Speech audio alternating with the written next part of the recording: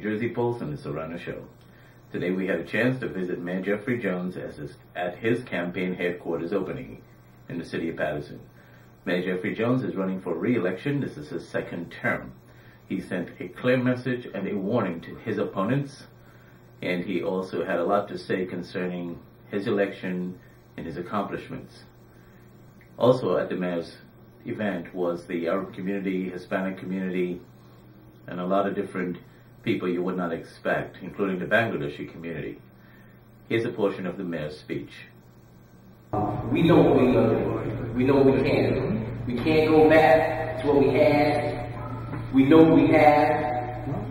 And we're not trying to sell that. There's enough of that going on. That's right. And make no mistake about it, there are those out there who are selling Paterson today. They're making empty promises. Okay? But this day is about me. This day is about the mayor who we're here to support. Our mayor who has done so much for this city. And in the days and weeks until election time, everybody will see what this administration has done. So without further ado, please help me bring up our mayor.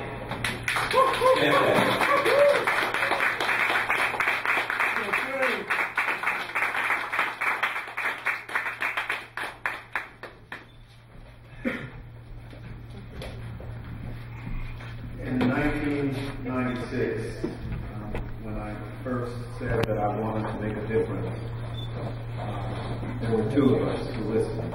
My wife was the first one, and I was the second. She said, "Are you crazy?" And I can understand why she said that, because there's a fear about politics. Does everybody know what I'm talking about? There's this fear that nothing good happens. There's a fear that if you get in there, you're going to get corrupted. There's a fear that you become a liar. That's the fear. But it's amazing to me, it's like the curtain to the Wizard of Oz. They want you to see what's out here, but not know what's happening behind the curtain. Mm-hmm. And what's behind the curtain is the power.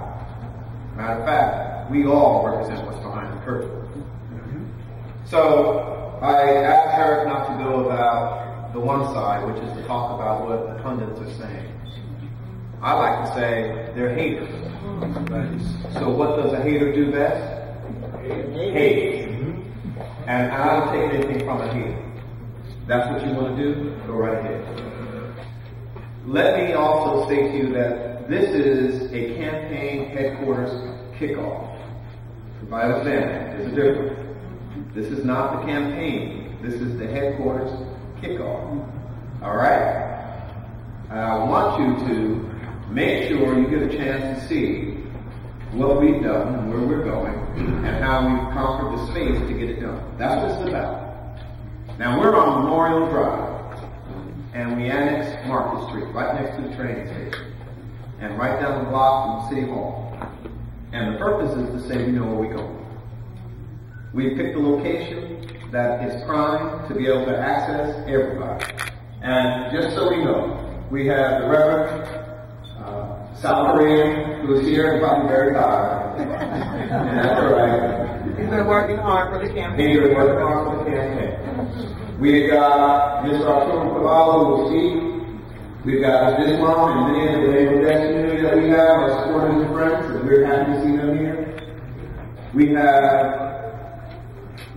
the rest of it. And I don't mean anything less by that. I mean the rest of it. So let me tell you, let me share with you a few things. I want not to be the subject of today. I want it to be about knowing this is campaign headquarters. Today starts today, and we show them what it's really about. They had plenty of time to get one message. Now it's time to show them what it's really about.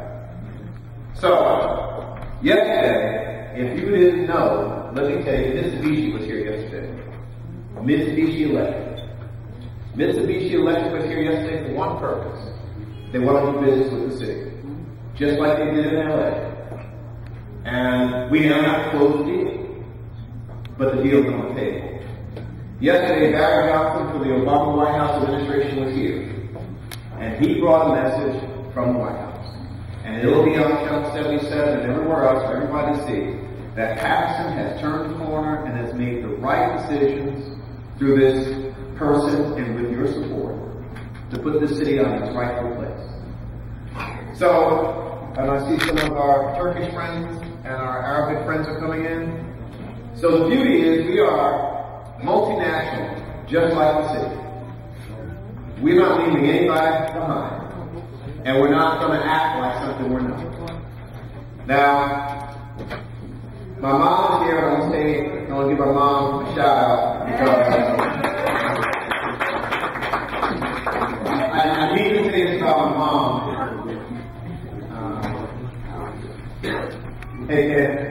I need to say this about my mom because a lot of folks don't believe that I'm some guy who goes out of his way to be different.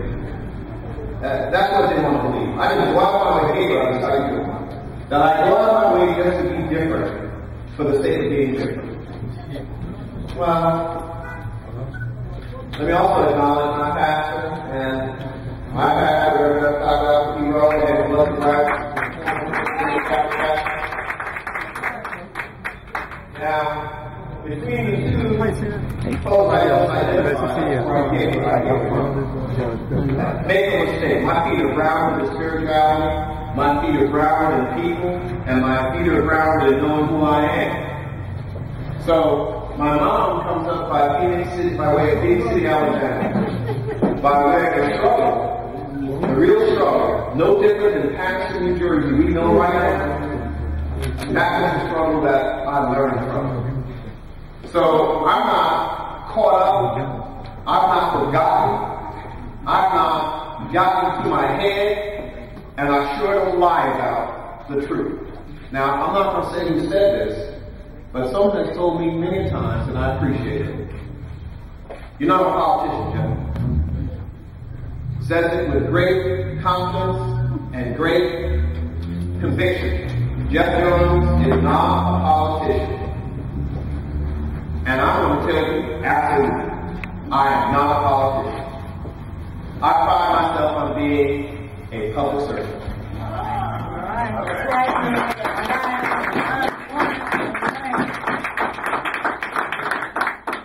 So let me be clear, the difference. And let me start this way. Politics has left Paterson, New Jersey in the dark, always wanting, always waiting, always going after his brother or his sister because politics said he is the enemy. Politics has left this city broke and dry. Politics has given us more laws and more policies that we can never unravel, never understand, never explain. That's what politics has done. Politics has taken the United States of America and made folks believe that the one man who happens to be African American as the President of the United States doesn't know what he's doing. That's what politics does. Politics has people unemployed. Politics has people losing unemployment benefits. Politics has people losing their houses. Politics. Yet, like robots, we have been members of that game. We have been subscribers to that construct because we believe that's the only way to get it done. In fact, the only way to get it done is through people power. And that's why I'm a public servant. Because when I see babies, and I see seniors, I see young men and young women who still can't read or write, who lose a job, can't get a job, you can't be a politician in that. It's a hard-nosed game right now. And I have no shame in standing toe-to-toe with whoever and letting them know I don't agree. Now, of course, a public servant wouldn't be a smart person to tell somebody that. A politician would say, you know, I appreciate it, shake hands and keep moving. I don't have time for that. Lives are on the line. And as long as lives are on the line, I stand guarded to make the difference. That's what my commitment was then. That's what my commitment going forward is about. And let me also say this about politics. How many of you wonder why billions of dollars seem to float all around good old America but never work its way past? If you don't, come and raise your hand. Who's ever wondered why everybody else seems to be doing better and greater than us? But it's the same politics. So if I stay in that game, then I'm saying I accept the game, and I don't accept the game. I refuse to accept the fact that we've been in a struggle long before I got to the seat. But as soon as I got to the T, somebody says you did it. I know what Obama's talking about. Yeah. I know what President Obama's about. So as a public servant, I serve the public. And I made a conscientious effort, and I took one specific direction: fix the infrastructure. It's the only thing I could do. We're 52 different nationalities and ethnic groups, and we can't talk to each other right now. We all are trying to get to the proverbial top of the mountain. And as Dr. King said, he's been to the mountaintop. And when he came down, they slayed him. Because he was going to tell what he had seen. And if he had told everybody that it's an illusion, it's a lie called freedom, unless you willing to die for it, that's really what that was about. Well, they won't make monitors anymore out of people. They're not going to do that. What they do is they attack your name. They attack where you live. They attack your people. They attack your family. They attack your friends. They attack your job. They attack your house. That's the other way. That's the new shit. So, I asked my mom to come up. I acknowledged my pastor. I see all my friends. I want you to see. We didn't tell them what we had coming. You get to see it firsthand. This is not a fly-by-night organization or operation. This is not that. This is an agenda for change. And anybody who wants to stand in the way, get ready. We're a steamroller about to roll you down. Now, I don't talk a whole lot of tough talk. When I talk, you know where I'm coming from. So, I need for you today, before anything else is said, to know that we need your commitment. I need you. I need you. And let me make some apologies, too. Can I make some apologies? When I got in this office, I did not know that I was going to be left alone. I mean, a big deep hole. Nor did I know that the state of New Jersey, under the current governor, was going to do the things he was going to do to Paterson, New Jersey. And I could have taken it personal. And then I started watching. He did it to Trenton. He did it to Camden. They tried to do it to Newark. But they did it to anywhere and everywhere that looks like where we're from. Anybody?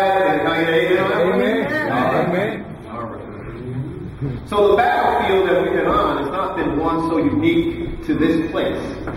It's been a battlefield about this body of people. And I mean all of us. It has been designed to keep this body of people from realizing its potential. In the meantime, somebody was going to step up and take what they believe to be their rightful place as the President of the United States. That's that agenda. But there are others whose agenda is to keep us, and I hate to use it, but barefoot, pregnant, dumb, stupid, and ignorant. Well, if that's your prescription, if that's your subscription, then you do it, but I doubt that you're here for that reason. And so my apologies are, we got a lot of things wrong. We got a lot of things wrong. The first thing we got wrong was believing that if we just applied ourselves directly to a system that said if you just do it steps and steps and steps, the right thing would come. That was the first thing we got wrong. The second thing was to believe that the system cared about us. The third thing was to not understand fully the disconnect between our community and government. We don't know enough about government.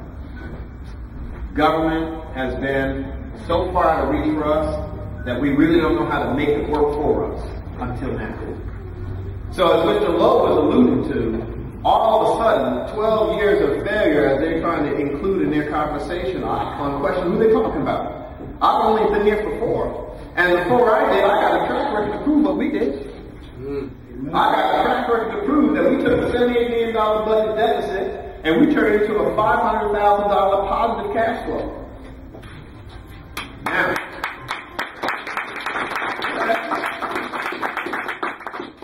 okay, what that doesn't mean to you could be, well, yeah, but we're struggling. Yeah, we always going to struggle. That's the reality.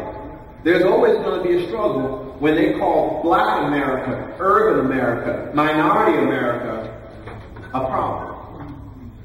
See, we're in a war of classes.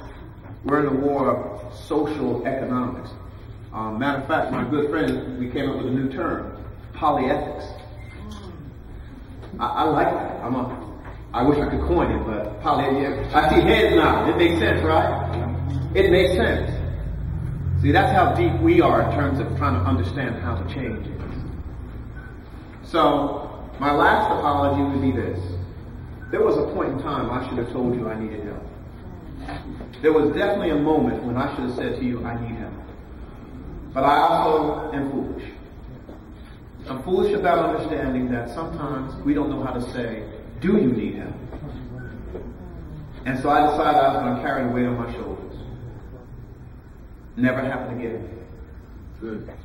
Never happened again. But I'm not going to stand on the mountaintop and tell you, I'm afraid, I'm ashamed, I'm unable. Don't get me twisted. I'm going to tell you, I need your help. I'm even going to point out those people that we need to know who sit by the doors purposely and deliberately to hurt us. I'm going to point them out. Because we need to know who those spooks are. We need to know who those spooks are. Now, thankfully, some of them have to disrobe themselves lately. I kind of like that part about them. They've got so much conviction right now, they have no fear to take the hoods off. And I'm okay with that. But that's not going to be nothing to change. So there may be a number of other things you may disagree with me about, and granted. But I'm also going to say this, and please appreciate this with the greatest bit of candor and respect that you can offer me. In this city, there have only been 2 African American mayors. I'm the second. The first one, with respect that I have for him and some challenges, they decided to let me know through the actions they took against him, black need not apply. And they found a way to minimize everything he's done to make it look like it was a mistake. They're also doing this to the President of the United States, so I feel like I'm in good company. But as the second mayor, I have found that I am chartering territory I never thought that I'd be stepping my foot upon. I have found that ignorance is bliss unless we crack that code. I have found that this very city has been under state control for education, the one and the only opportunity for change, and they're not letting go of that. That's a design. That is a design. I have found that many of the folks who claim to love us all have one agenda. It's greed. Teach, man. So, I'm going to say to you, get your greed. I'm going to say to you, tell everybody you know what you know. And if you don't know, we have a website. We have literature. You've got me. You've got your own experiences. If each one of us tell somebody what we really know, then they cease to exist. Somebody pulled up a magazine, and I appreciate it. There's no better story chronicled than this one. This is not a political campaign magazine. This is a magazine about Paterson, New Jersey. And if you read this magazine, you would probably say, that ain't Paterson. Then you go, oh, wait a minute, I know all these places. I know these faces. This is Paterson? Yes, this is Paterson, New Jersey. This is our city. Which is also why they want it so bad. Oh, did I just unlock the cat out of the bag? So, before you leave today, and we want you to just enjoy, mix and mingle, get to know each other. We're going to be open how many days a week, Pat? 7 days a week. That's not possible. Oh, yes it is. We're ready. Fired up and ready to go. You get up in the morning, you find yourself with some free time. We want you to come on down, sign up, lay down, chill out, relax. You know how we do always our headquarters, you know. We'll try to have coffee and donuts, but if we don't, you know what we'll do.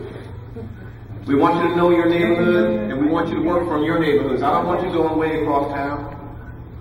I want you to be excellent experts in your respective neighborhoods. That's all I need. I want you to know from me and ask me firsthand what the issue is or the concern is, and let me know, let the team know, because you are the team now. Is that right? Am I mistaken? Yeah. All right. Now, Mr. Grady is not here, and he'll be here shortly. Mr. Grady, his name is Grady. I heard it this time. But let me also make sure you're aware of who's a part of this conversation. My mom, my sister, and the whole Jones clan. They're not here now. And my baby, I'm sorry, my eldest brother and my baby brother was here. Well, he's outside. And all my cousins, and aunties, they down. I see we got Benny Cook, good friend. Should I announce you? All right. We got folks here, and I don't want to put people on the spot. And the Arabic nation is here in the flesh.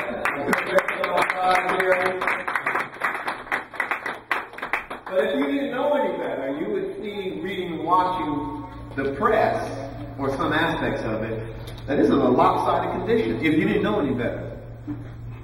And that's why this is so important. This is just to say we have a space, we have a place, we've got to do what we got to do. That's what this is about, nothing else. And we have someone who's going to come and take the microphone next. He's going to offer you some perspective. But I want to say this about Mr. Grady. I started talking to Mr. Grady about maybe 2 years ago. First of all, I should blame Pastor Rowe, but should I blame you for it? My political mentor is sitting right there. So if there's any failures in my political construct, you need to see him about it. But also, if you like all the joyful stuff that I do, you got to see him about it too. I have been blessed to have some very powerful and very well-rounded people be a part of who I am. They're solid rocks of the earth. They're people who don't mince words. They believe in what they believe in. And if I'm the last of that breed, I'm okay with that. If I'm the last of that breed. But I'm not. You all represent that breed.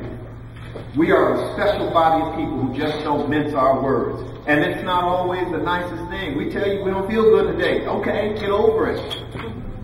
I'm not smiling today because that's what you want. That ain't my way.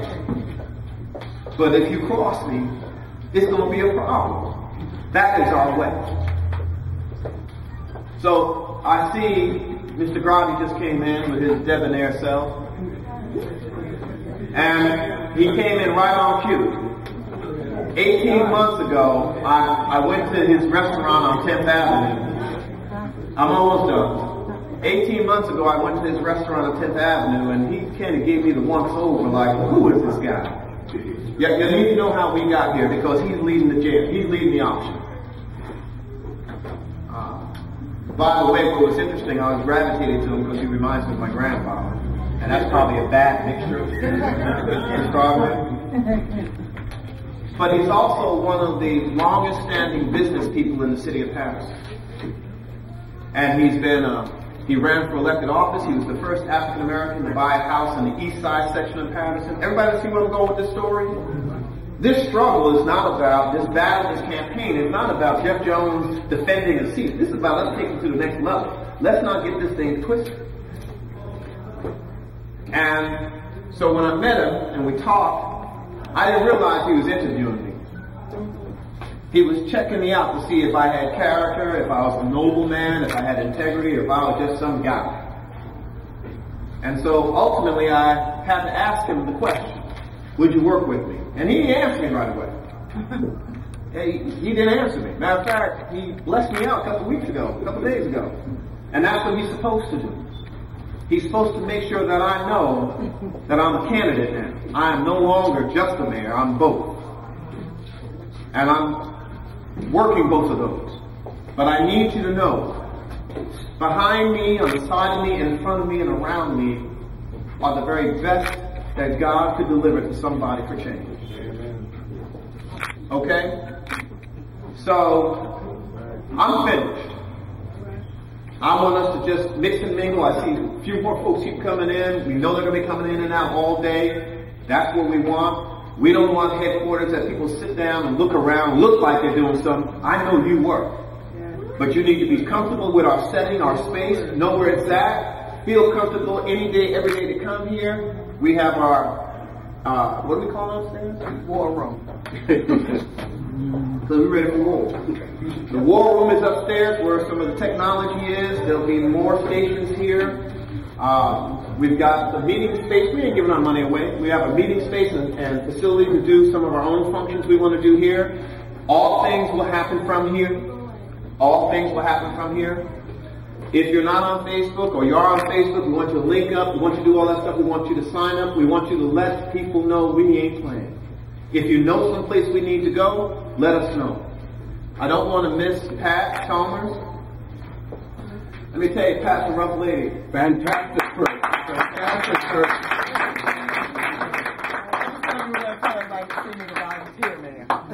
I'm just giving everybody the overview. Y'all can know the details. Pat's a tough lady. She's a professional, and she's really focused. But she's hard-nosed. And that sometimes is a very interesting dynamic. But she's there. That's the best I can say. So, Ivo Arturo and then Rowdy? We can bring this. Okay. So the campaign manager, or the guy who's in charge of keeping me in check, is here. You've heard from Eric already. And so now, Wisdom's going to step to the microphone and take us to this place. Mr. Bright.